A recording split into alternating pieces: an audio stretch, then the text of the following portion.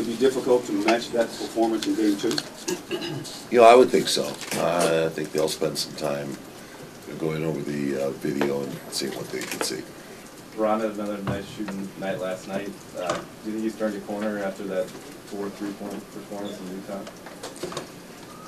Well, let's just say it's a game-by-game basis right now, and that goes a long way to what we do in the playoffs. Depends upon the focus of a team. They're going to give him shots. I want to be prudent and use good judgment on the type of shots he wants to take. Keep us in our offense if it's early in the clock, and keep us playing the pace we want to play. Phil, and throughout the NBA and even in most levels of basketball, there's a lot of teams have a system where one guard has all the pressure beating responsibilities, ball handling responsibilities. What's the advantage of having a system like yours where you kind of spread it out and have more of a two-guard situation? Well, I can remember, situation back in the 80s. Chicago Bulls as assistant coach, we had a lot of pressure playing against a variety of teams. Tough to match up with some of the speed and pressure that the Pistons could put on our guards. And Tex Winter at that point kind of argued for a two-guard system. Eventually we had to stick Michael Jordan out as a point guard in a system against the Detroit Pistons in the finals of the East. And because of the amount of pressure teams can put on a point guard sometimes, it really relieves the pressure when you have two guards that can either bring the ball up or operate your offense on either side of the floor, or use automatics, which we use in those situations. And we've been kind of a proponent of that since. Coach, it seems like his team found something after that Oklahoma City loss, now 7 in a row. Can you put a finger on what the team is kind of galvanized around?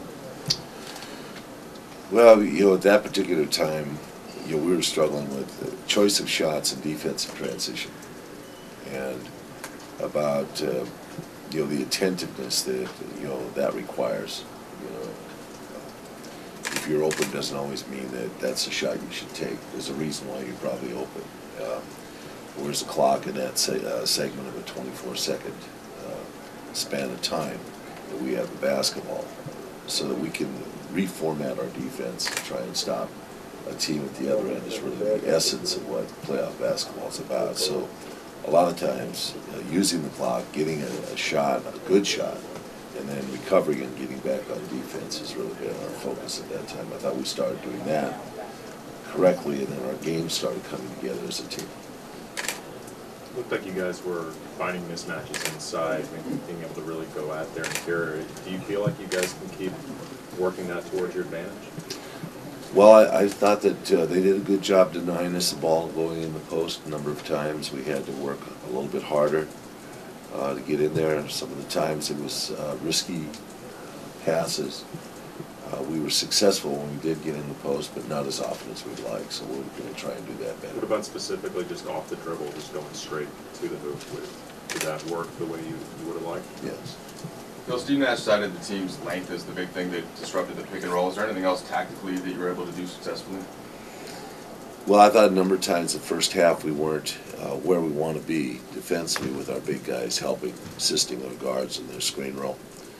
We want to work on that and be a better placement so that we can slow that down a little bit. If they can move the ball through the mismatches that they get off that roll, man, a lot of times they're very successful in their three-point shooting. Coach, what adjustment are they anticipating? You know they're going to do something different. Do you have any idea? I mentioned this last night that watching their series versus Portland, particularly, they made an adjustment on Miller, who had a spectacular game to start out the series, and they also came to double team Roy whenever he got the ball so he wouldn't get going. And I anticipate they'll be a little quicker to get to Kobe, try to get the ball out of his hands at times. In that case, can you just enact almost exactly like when Denver did that in the conference finals in Game 5, when they really started aggressively doubling that? You kind of already have that built in, right, on how to counter it? We do know how to do that. Hopefully we can handle that situation under that duress. Depends on how much pressure and how quickly we move the ball.